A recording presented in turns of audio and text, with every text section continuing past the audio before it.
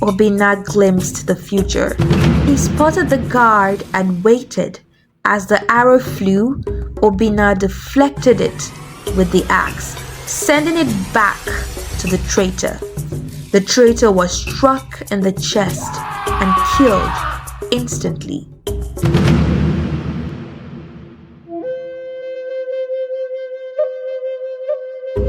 In a peaceful kingdom named Idu, there lived a noble king named Namdi, his ruler and a legendary warrior. His lineage possessed a powerful axe that can take back time from events that happened and make the beholder swift in a state of rage. King Nnamdi was a powerful king, envied by his enemies and other neighboring kings. His wife, Queen Adaeze, was a kind and graceful woman. She was pregnant with their first child.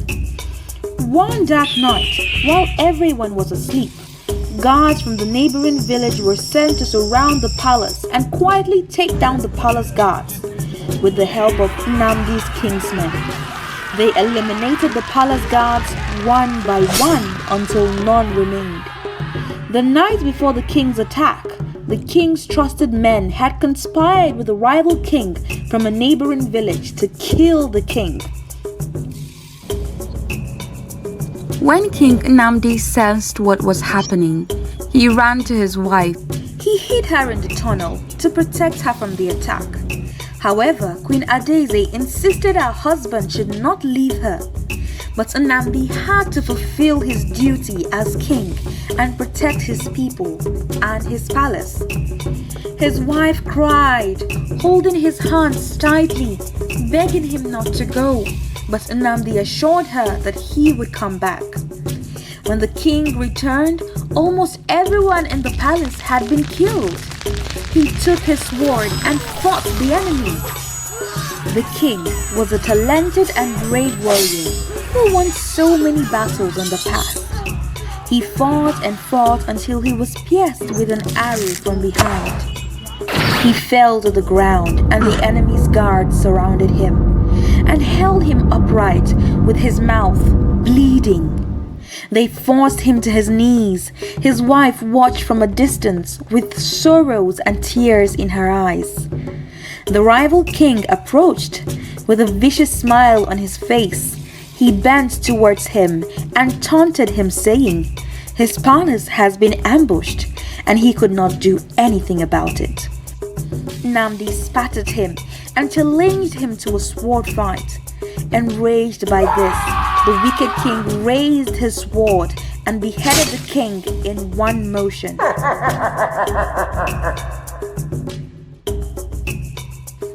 From a hiding place, Queen Adaeze watched in horror, her scream muted by her trembling hands. She knew she could not stay.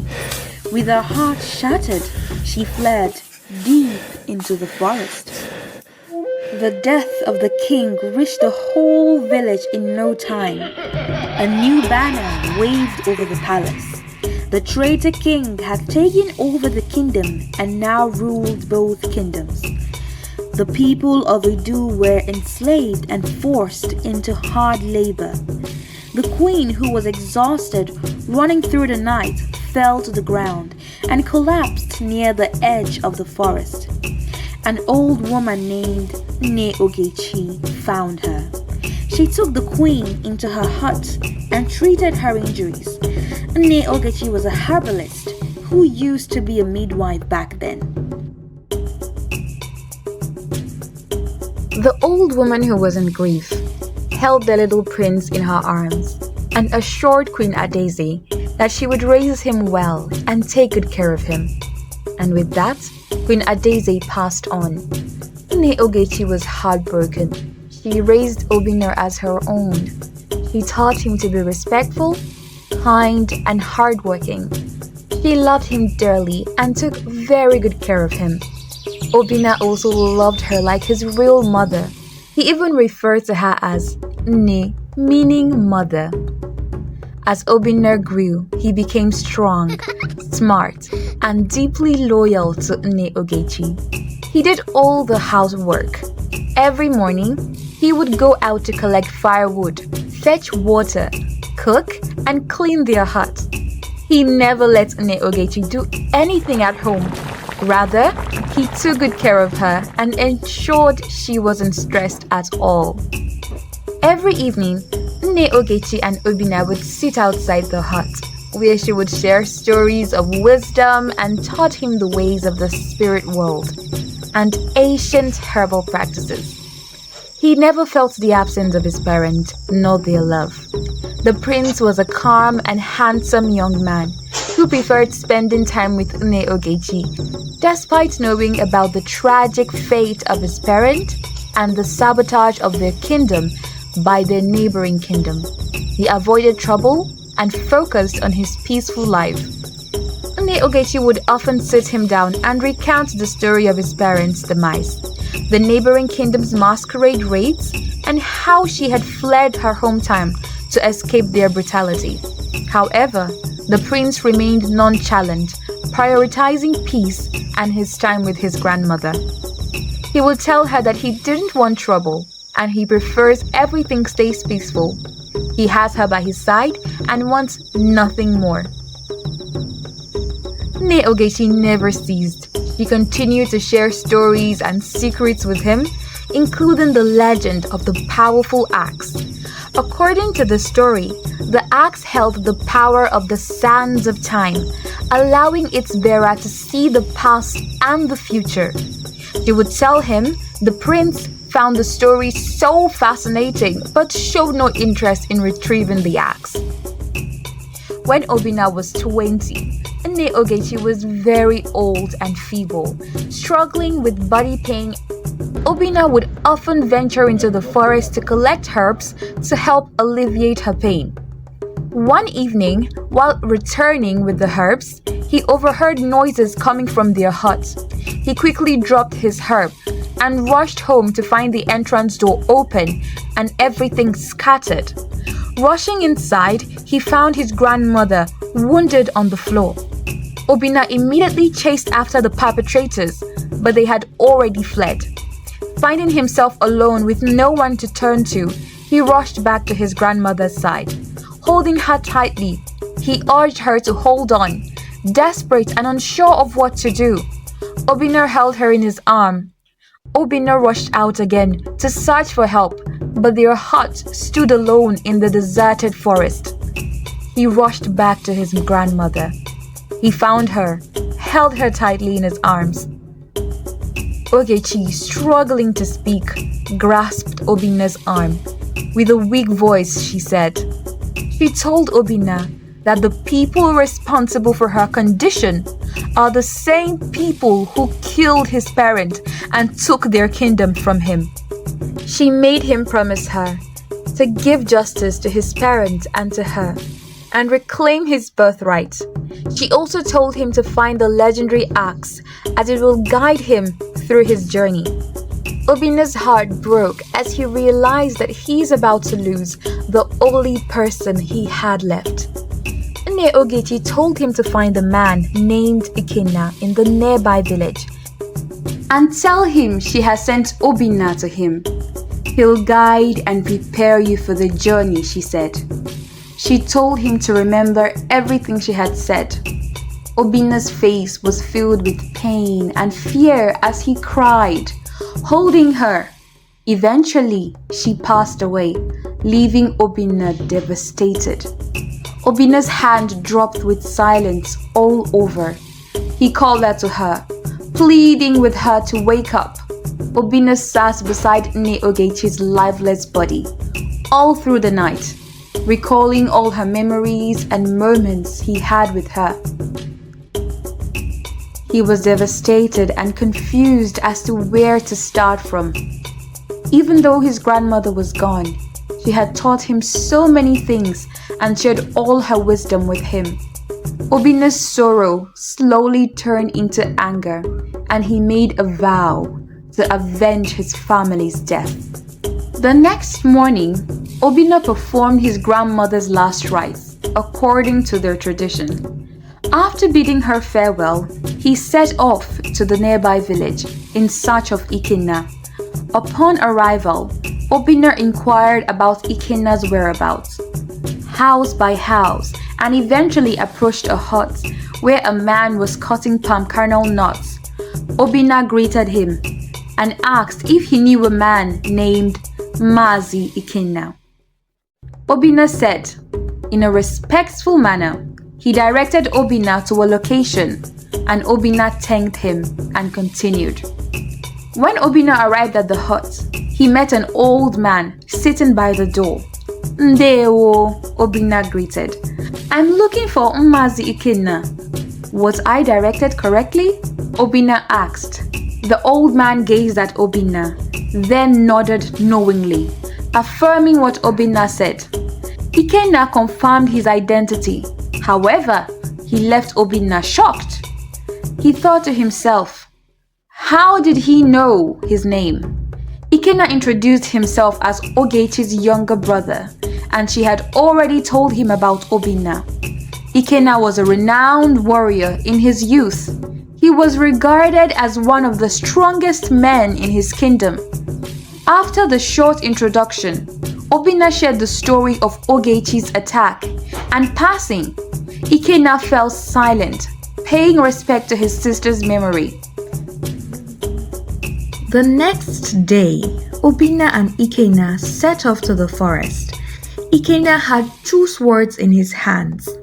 When they reached the forest, Ikenna explained all the rules of swordmanship while Obinna listened attentively.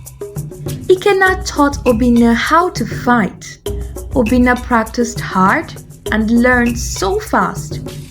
After 2 years, Obinna became very good with swords. He was brave and strong, just like his father. Ikenna was proud of him. Mazi Ikenna was impressed with how Obinna learned so fast. Obinna was 22 at that time. Despite the years that has passed since Nne Ogechi's passing, Obinna's desire for justice remained strong. Every day, he recalled the promises he made to his parents and grandmother. These promises fueled his determination to avenge their death. After a few weeks, Ikenna told Prince Obinna that he was ready and can proceed with his mission ahead. Obinna set for his journey back to his hometown.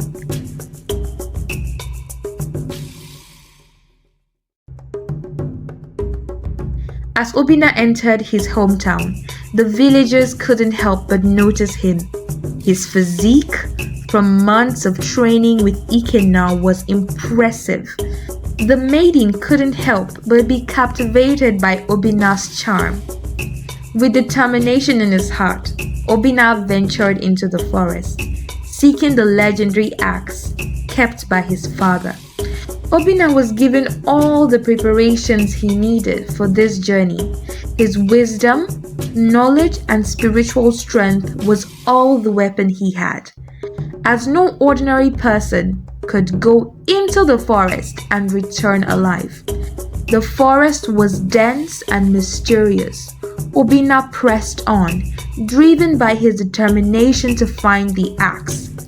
When he reached into the deepest part of the forest, he suddenly saw a majestic, glowing creature emerging from the shadows. The beast speaks in a low, rumbling voice. "Why have you come to this place, young one?" he said. Obinna introduced himself as the son of late Igwe Nnamdi, and he seek the legendary axe kept by his father. The beast observes Obinna, sensing his resolve. "Your words are bold, young warrior. Let us see if your actions match." The beast leads Obinna into a dark, strange cave with shadows of himself everywhere. "Here you will face your deepest fear. Show me your strength." Obinna closed his eyes. Breathing deeply, he visualizes his grandmother's words. "Fear is like a shadow. it has no substance. Face it with courage and wisdom. Obinna opened his eyes and confronted it. After a series of tests, the spirit was convinced by his courage, confirming he is a true son of his father. The beast gestured towards a hidden path, following the spirit's direction. Obinna reaches the heart of the forest, where the legendary axe awaits. The monolith cracked open. Obinna took the axe of sands of time. Was no ordinary weapon. It was a spiritual relic, deeply connected to Obinna's bloodline and his destiny. When Obinna finally claimed the axe in the heart of the sacred forest, it glowed with a warm, golden light. As he gripped the hilt, the blade shimmered like moving sands. Suddenly, visions poured into his mind from what happened in the past. One other power the axe has was that it could show him glimpses of what could happen in the possible futures where he did nothing, helping him to predict the present. Obinna returned to the kingdom in disguise and lived among the people. He gathered enough information about the king and his court, quietly planning his siege. By fate and strategy, Obinna found his way into the palace and slowly earned the king's trust. Pretending to be a loyal warrior, impressed by Obinna's strength and wisdom, the king made him a trusted advisor, happy to have such a powerful fighter by his side. While playing the role of a loyal servant, Obinna secretly protected the poor from abuse, using his influence to help the vulnerable. The villagers grew fond of him and loved him for his compassion and strength. When the time came, Obinna revealed his identity. He had shared his stories with some of the guards who pledged allegiance to him. On the day of the siege, he surrounded the palace with his army and declared the king that he was the son of Igwe Nnamdi, and he has come to reclaim the throne stolen from his father. At first, the king laughed, thinking he was only putting on an act. But Obinna's face remained still and serious. Realization dawned on the king. Are you trying to challenge me in my own palace? How dare you? Obinna replied to him that the palace belonged to his father before he snatched it from him. The king felt betrayed. Furious, the king bellowed and yelled, calling him a betrayal and an impostor. Just then, the chief priest entered the hall and declared, "He is telling the truth." He affirmed that Obinna is the true son of the king and he bears the axe of the sand of time. And no one can stop his destiny. The king shouted and ordered the guards to arrest Obinna. Obinna stood with courage, drawing the legendary axe. His army clashed with the palace guards in a fierce battle. The villagers gathered outside, watching in awe. In the heat of the battle, the same guard who once shot Obinna's father tried once again to strike from a hidden corner, but with the axe activated, Obinna glimpsed the future. He spotted the guard and waited. As the arrow flew, Obinna deflected it with the axe, sending it back to the traitor. The traitor was struck in the chest and killed instantly. After a long and brutal battle, Obinna overpowered the king and pierced him with the axe. The king collapsed. Obinna told him that he should never have done what he did to his parents. With the king dead, the palace fell silent. Whispers rose among the people. King Nnamdi's son has returned. Obinna addressed the villagers, declaring his identity as a true prince. He ordered that all the enslaved villagers be released and freed. The chief priest crowned him the king. The conspirators were arrested, and peace and justice were finally restored in Idu.